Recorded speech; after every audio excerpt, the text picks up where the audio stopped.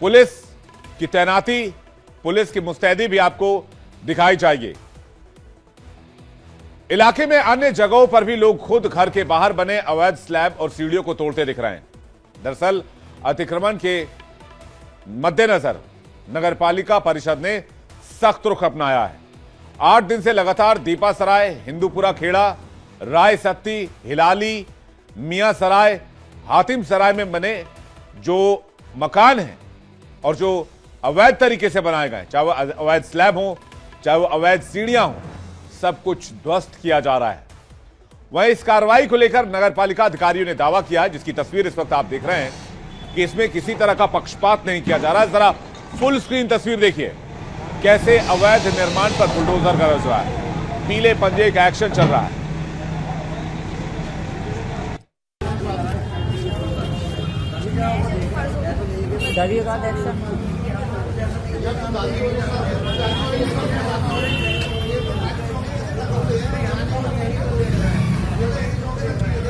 तो देखा आपने, ये कार्रवाई सभी अवैध निर्माणों के खिलाफ की जा रही है। इसके साथ ही कार्रवाई को आगे जारी रखने की बात भी नगर पालिका के अधिकारियों की तरफ से कही गई है।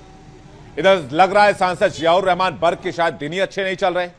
सिर्फ उनका घर ही मुसीबत में नहीं है, ये मामला उनके पिता से भी जुड़ रहा है, जिसमें अब उन पर भी कानूनी तलवार लटक रही है। बिजली चेकिंग के दौरान विभाग के अधिकारियों को धमकाने के आरोप में सपा सांसद जियाउर रहमान बर्क के पिता ममलूक रहमान बर्क पर एफआईआर दर्ज हो चुकी है। इस बीच ममलूक रहमान का वीडियो भी सामने आया है, जिसमें वो अधिकारियों पर भड़कते दिखाई दे रहे हैं। वीडियो में ममलूक बिजली अधिकारियों कर्मचारियों से कह रहे हैं, ये सरकार जाएगी तो तुम्हारा कबाड़ा कर देंगे। असल में एसपी सांसद जियाउर रहमान बर्क पर बिजली विभाग ने 1 करोड़ 91 लाख का जुर्माना लगाया है। जरा वीडियो आपको दिखाते हैं।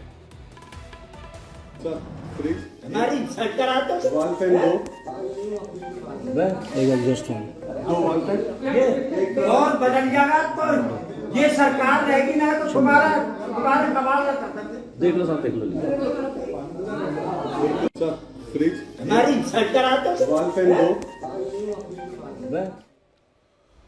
तो सुना आपने किस तरह से पीछे से आवाज आ रही है, जिसमें कहा जा रहा है कि हमारी सरकार आने दो, तुम्हारा कबाड़ा कर देंगे।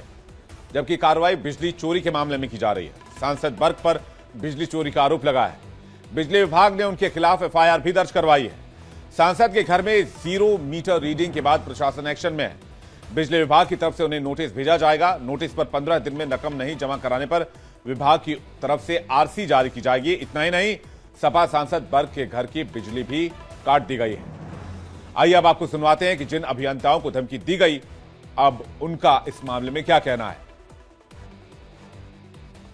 वहाँ जब अंदर विद्युत भार की गणना की जा रही थी, ऊपरी तल पर उनके सांसद साहब के पिता मौजूद थे। वो ये इसी तरह की बातें कर रहे थे, सरकार बदलेगी, वक्त हमेशा एक सा नहीं रहता, वक्त बदलता है, सरकार बदलेगी तो आपका कबाड़ा कर देंगे और आपके खिलाफ भी कार्रवाई कराएंगे। और जो भी आप वीडियो हमारी बना रहे हैं, हम आपकी वीडियो बना रहे हैं, आपके खिलाफ आप हमारी एफआईआर करें, हम आपकी एफआईआर करा रहे हैं। वो हमारे अवर अभियंता बता रहे हैं, मैं तो नहीं गया था वहाँ पे, अवर अभियंता हमारे उपखंड अधिकारी गए थे। तो अवर अभियंता ने बताया कि हमको हमारे परिवार को धमकी दी गई कि मेरी सरकार आएगी तो फिर आपको देख लिया जाएगा। जो है क्या नाम है उनका, किसने धमकाया सर? थोड़ा आगे सांसद जी के पिताजी ने धमकाया। हाँ, क्या धमकाया? बोलने दीजिए। अभी आपको ऑडियो क्लिप उसका वीडियो रिकॉर्डिंग में है, धमकी दिया गया उनके द्वारा। हाँ, उसके लिए अभी हम लोग एफआईआर। तो बर्क क्यों बुरे फंसे हैं, ये आगे आपको बताएंगे, लेकिन उससे पहले आपको बताते हैं कि संभल में जुमे की नमाज के बीच आर्कियोलॉजिकल सर्वे ऑफ इंडिया ने 5 महत्वपूर्ण तीर्थों और 19 कुओं का आज निरीक्षण कर दिया। जिला प्रशासन की मदद से इंस्पेक्शन हुआ है। इसे पूरी तरह से मीडिया की मौजूदगी से दूर रखा गया, क्योंकि एएसआई ने प्रशासन से अनुरोध किया था कि इस सर्वे को किसी भी प्रकार से मीडिया की कवरेज से बचाया जाए। इस दौरान पूरे संभल में सुरक्षा के बेहद कड़े इंतजाम किए गए थे। दरअसल ये सर्वे सुबह करीब 6 बजे शुरू हुआ। इसमें प्रमुख तीर्थ स्थलों जैसे कि भद्रकाश्रम, स्वर्गदीप, चक्रपाणी और प्राचीन तीर्थ शमशान मंदिर शामिल थे। इसके अलावा 19 कुओं का भी एएसआई ने जायजा लिया है। इन सभी स्थानों को ऐतिहासिक लिहाज से काफी महत्वपूर्ण माना जाता रहा है और इन्हें संरक्षित करने की दिशा में ये निरीक्षण बेहद अहम कदम माना जा रहा है। एएसआई की टीम ने प्रशासन से विशेष अनुरोध किया था कि इस निरीक्षण के दरमियान मीडिया को निरीक्षण से दूर रखा जाए, जिसके चलते प्रशासन ने मीडिया को मौके से दूर रखा। माना जा रहा है कि सुरक्षा में किसी तरह की चूक या एएसआई के काम में कोई रुकावट ना हो, इसलिए ऐसा फैसला किया गया था। एएसआई ने आज सुबह से जो सर्वे है वो स्टार्ट किया था और उनका सर्वे कंप्लीट हो गया है। उन्होंने कुछ कूपों का, नए मिले हुए मंदिर का और तीर्थों का सर्वे किया है और जो भद्रकाश्रम है, स्वर्गदीप है, चक्रपाणी है और प्राचीन तीर्थ शमशान मंदिर समेत जो 19 कूप हैं उन सभी का निरीक्षण उन्होंने किया। जो अभी नया मंदिर मिला है उसका भी सर्वेक्षण उन्होंने किया। अलग अलग हैं, जैसे चतुर्मुख कूप है उसका निरीक्षण किया है, ये जो मोक्ष कूप है उनका किया है। तो जितने कूप थे उन सभी का एक बार कर लिया, क्योंकि पैमाइश उन्होंने कहा था वो करवा के हमने पहले रख ली थी ताकि किसी प्रकार की देरी नहीं हो। आज उन्होंने उसका।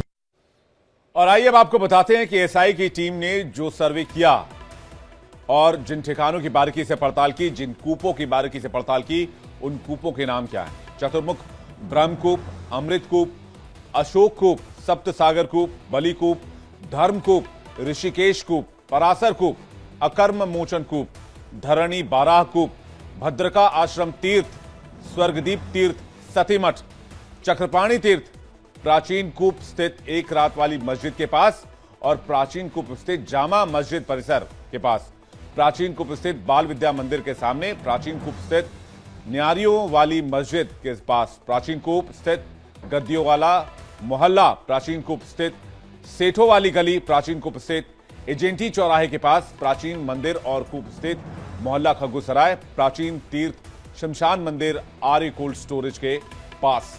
इन इलाकों में एएसआई की टीम एक साथ पहुंची थी।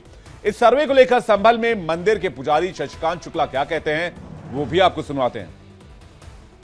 ये टीम आई थी आज जांच अधिकारियों की, और वो आकर देखभाल कर सब चीजें अपने जो भी उनको नमूना लेना था, कुछ भी जो भी करना था वो करके चले गए। हाँ, फोटो खींचे हुए उसका वो भी देखिएगा, हटवाया है। आज वो रखा था ना गेट उसको, तो वो भी हटवाया है।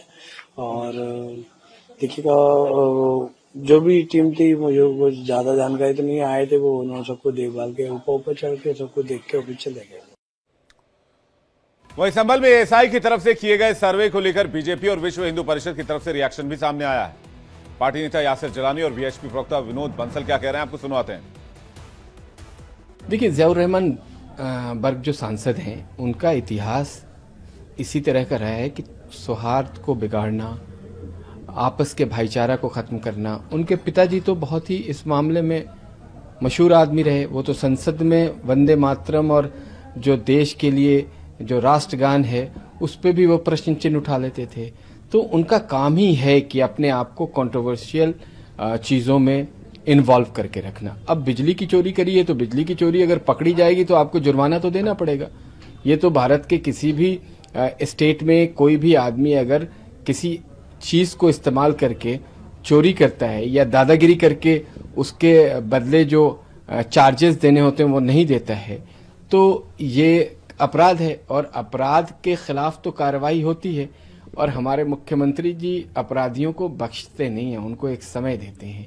उनको भी बिजली चोरी में समय दिया गया है, जुर्माना दें बेहतर होगा, क्योंकि उन्होंने तो शपथ लेके संसद में गए हैं, सांसद बने, इतनी बड़ी गलती कैसे कर रहे हैं ये हैरान करती। लेकिन उनकी आदत है, उस पूरे परिवार की आदत रही है, तो अब नहीं चलेगा। वो पहले समाजवादी पार्टी की सरकार थी तो इस तरह की चीजें निकल जाती थी, अब नहीं होगा भारत में ऐसा। बेसिकली क्या है कि समाज जब जाग रहा है तो धीरे धीरे चीजें सामने आ रही हैं कि किस तरह के उत्पात, उत्पीड़न और वो जो कष्ट हिंदू समाज ने झेले हैं।